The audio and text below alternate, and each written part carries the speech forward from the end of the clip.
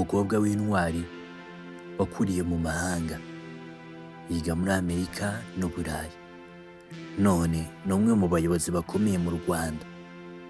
Ese uyu ninde? Yageze ate ahari uyu munsi? Reka nkubwire, nitwa Jay, inarikunda ibitekerezo by'abagore nkwaye ikaze. Yitwa Teta Gisa Rwigema, umukobwa wa General Fred Gisa Rwigema. Yakuriye muri Uganda ubwo se yari ari mu rugamba rwo kubohora u Rwanda. Se yitabye Imana Teta akiri umwana muto, ariko ntibyamuhagaritse. Yakuriye hanze, ariko umutima awushyira ku gihugu cye. Yize muri Kent State University muri Amerika, arangiza ajya muri Cardiff University mu Bwongereza. Yiga ibijyanye n'itumanaho mpuzamahanga, yiga ashyizeho umwete, azi icyo ashaka, ko ari ugutanga umusanzu ku gihugu cye. Yatangiriye UNFPA Rwanda, afasha urubyiruko, yinjira muri Minafet, agenda azamuka kugeza agizwe umuyobozi ushinzwe Afurika. Yahagarariye u Rwanda mu nama ziremereye muri Afurika yunze ubumwe. Ari umunyarwandakazi muto ariko ufite icyerekezo. Mu rukundo nawe ni intwari.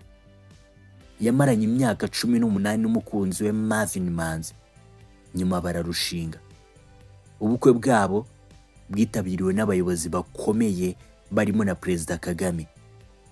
Marvin nawe ni umuhanga kuko yakoze program ya Memodi, yanakoraga muri Volkswagen. Teta ni umukobwa wavutse mu rugamba, ariko akoresha amajwi aho abandi bakoreshaga amasasu. Yubatse izina rye atari uko ari umukobwa wa Rwigema, ahubwo kuko yari umunyabwenge, umunyamurava n'icyitegererezo.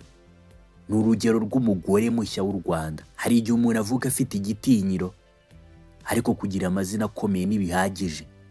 Teta Gisa Rwigema yaduhaye isomo rikomeye. Kuba waravutse mu muryango w'intwari siyo ntwaro yawe ya nyayo.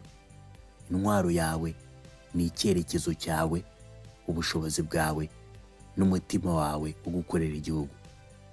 Teta yitwaje amateka nk'inkingi, ariko yicira inzira nshya. Yatangiye igihugu mu bundi buryo, mu bwenge, mu buhuza no mu itumanaho rihindura byinshi. Ese wowe urumva hari icyo ushobora kwigira kuri we? Urakoze gukurikira ikiganiro kugeza ku musozo. Reka tugukorere inkuru y'undi muntu udasanzwe w'umunyarwanda. Ese urumva dukurikizaho nde? Tom Close, Louise Mushikiwabo, Kizito Mihigo? Siga comment ubundi turakumva, kanda subscribe kuko ni wowe dukorera.